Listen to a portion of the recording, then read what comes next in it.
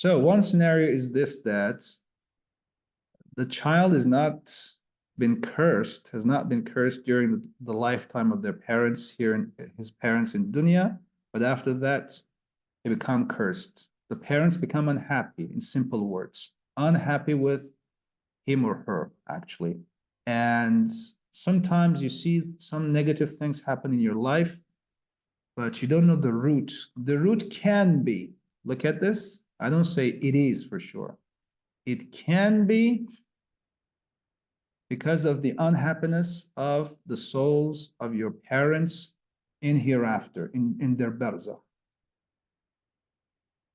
This is one scenario. The other mechanism and scenario is that the parents had cursed their children, for example, in dunya because they have not been kind and respectful to the parents when they were in dunya.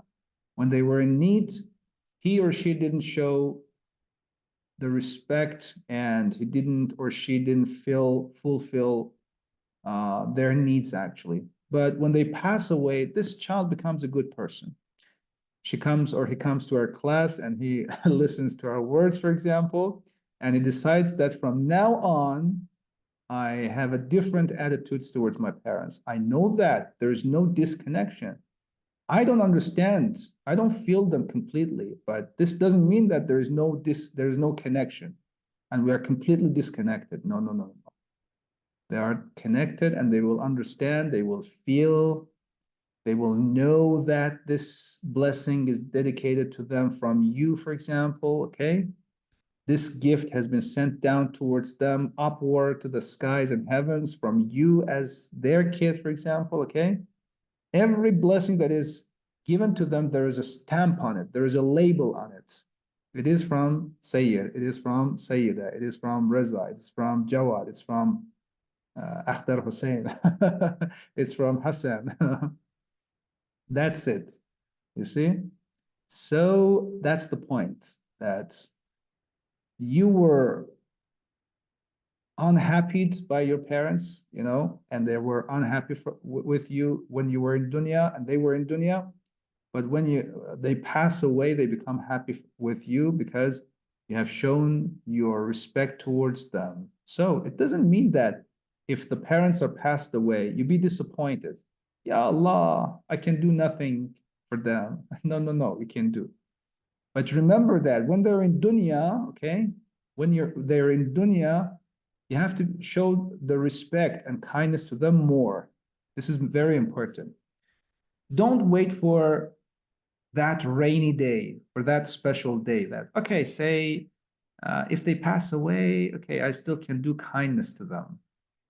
And you're guaranteed. You say, okay, there's a lot of time out there. It's abroad in a wide span of time.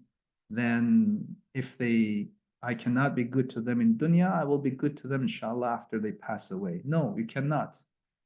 Usually it's like this. If they were in dunya, look at this. If they were in dunya and you knew that you have to be kind to them, but you didn't really, deliberately and purposefully, you didn't show your kindness to them, be sure you will not be kind to them when they pass away. Unless there was a real obstacle here in dunya. You didn't know, for example, that you have to show your kindness to the parents. God forbid. But after they pass away, you understand. You have the knowledge about that. In dunya, there was a real obstacle, far away from the parents. You could not be present and show your kindness next to them and when you're close to them, by any means. By any means. Don't bring excuses for yourself, please, by this word, okay? Don't say, no, yeah, I have this trouble now, I cannot be kind to them. No, you have to be, by any means. Remember the time the mother and the father did not leave you, okay? He could do a lot of things for his own sake, for his own benefit, but he didn't. She didn't. Remember that time. Now you want money, you're away from him or her. You don't call him or her. You don't show kindness to him or her. You don't share your money with him or her. Okay, you're in the other country, and for the sake of money, and you don't do anything for your mother, just a call, huh? Just a call. Is that enough? I sometimes call my parents. A video call, not a voice call. He says, no, no, something more than a call. I have a video call for my parents, with my parents. They're in like Iran, I am in the US, for example. Anything you can do, call, it can be a call, it can be like sending a letter, it can be sending them gifts and presents, for example. It can be sharing a large amount of your money for them, you know. Maybe they're in need. Maybe they're in need. Try to fulfill their needs. What do they need? Maybe they're not in need of money. Don't say that, okay, I send them money. Maybe they are not in need of your money. They need of something different. They need, for example, the physical help. Okay, you don't have to spend money for them, for example. Try to recruit somebody and employ somebody to help them, for example. Any type of ways, you know. Just try to understand their needs. And most of the time, fathers and mothers don't say their needs to you, be sure, because they're in absolute kindness towards you, okay? And they feel ashamed if they bring their needs towards their kids and children, daughters and sons. You have to understand yourself, okay? The kids say their needs to the parents much easier than the parents saying their needs and their necessities and their desires to the kids. That is why it is said it is advised into the religion to the kids to not to say their sicknesses, illnesses, their needs that the father and the mother cannot fulfill it to their parents, actually, okay? Because usually and often it is the kids that don't feel ashamed asking their parents something. They used to do it, you know, from early childhood, always bringing their needs towards their parents. It has not been the other way, that parents bring their needs to the kids, actually. Now, yeah, that's the point. That's the point. Okay, I think that's enough for today. Any other points or comments? So you have time, don't be disappointed. Gifting them a tour of ziyarah. Sure, sure. Yeah. You go to the ziyarah, okay? Don't dedicate them just 2 rak'ah salat.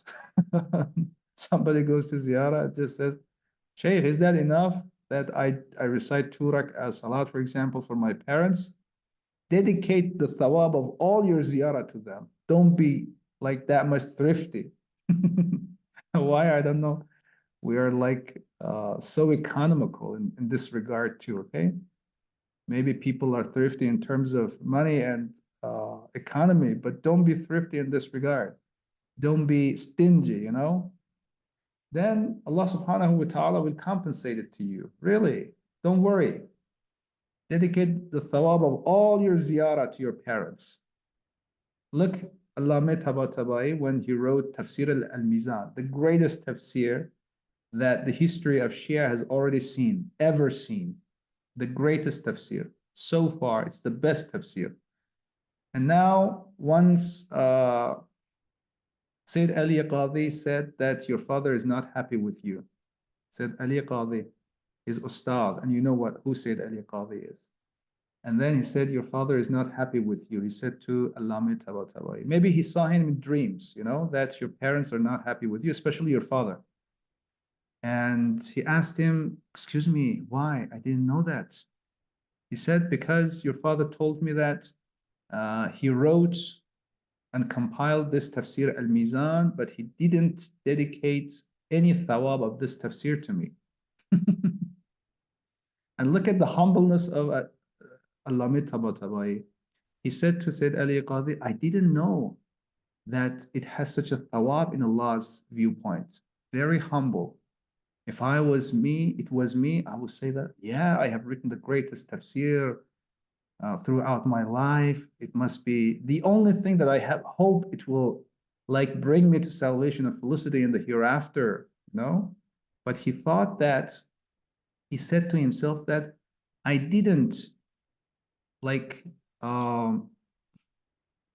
believe, or I didn't think, or I'm just looking for another word,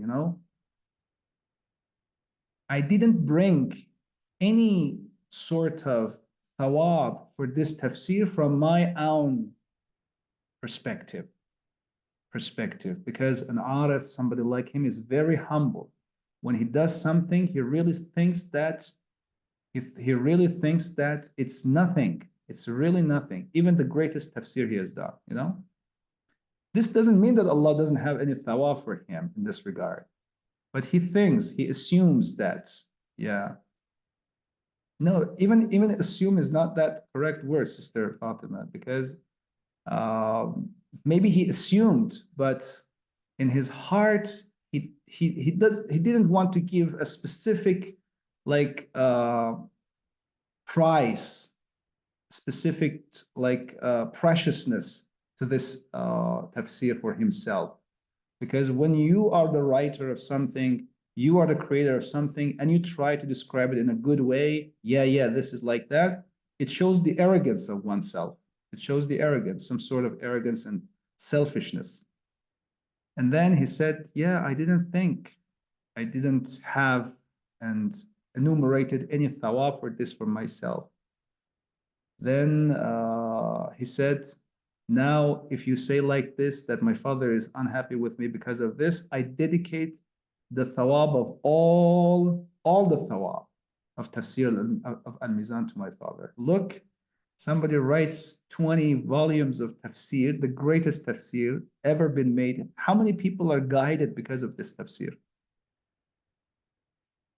In what fields and situations and, like, scientific platforms, universities, houses, this book has solved difficult and many problems in scientific fields. Many we cannot imagine.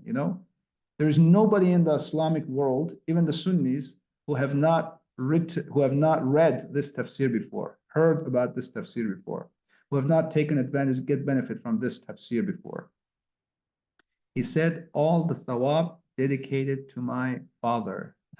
All the thawab, not one volume, not two volume, all of that. Okay. Now, from now on, from the holy city of Mashhad, one souvenir from me to my brothers and sisters. If we want to have, like, a great soul, inshallah ta'ala, in the future, okay, we try to have a bargain, to have like a deal. Deal is a better word. To have a deal with the mother of the creator. The mother of the creator. Who is the mother of the creator? Can you tell me? Who is the mother of the whole world?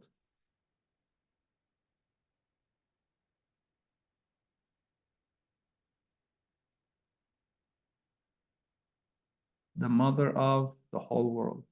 Bibi Fatima al-Zahra salamullah alayhi. Zahra salamullah alayhi. Yeah, she is like that. Dedicate from today, say, and every week, every 2 weeks, every month, try to remind yourself, okay?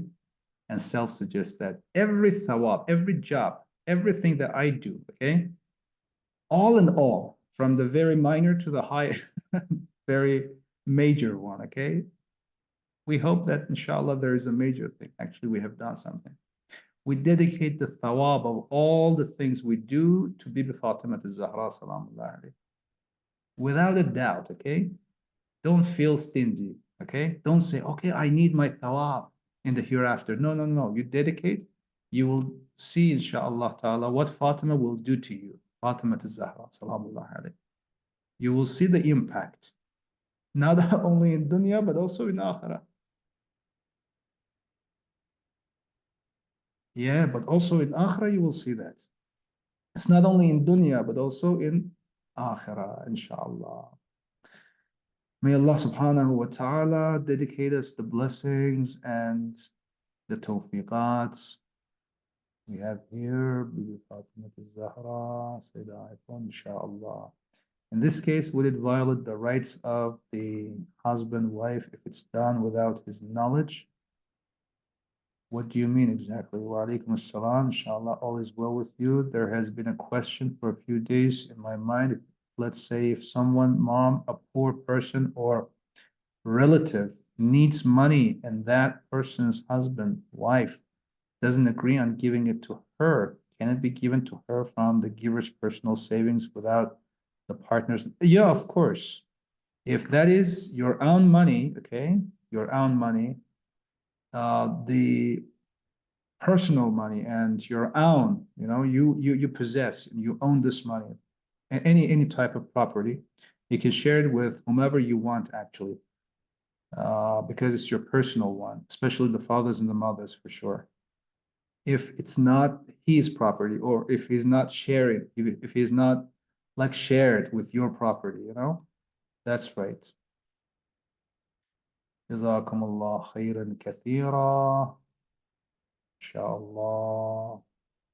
Thank you. Thank you. Don't forget me in your du'as. That's enough. It's 7:15 here. جزاكم الله خيرا كثيرا. Don't forget each other in your du'as. آخر دعوانا أن الحمد لله رب العالمين. وصلى الله على سيدنا ونبينا محمد وآله الطاهرين. Sister Lulu Bafagi has just joined us recently. Inshallah, the recording will be shared to you, inshallah. Ya amanallah. Guys.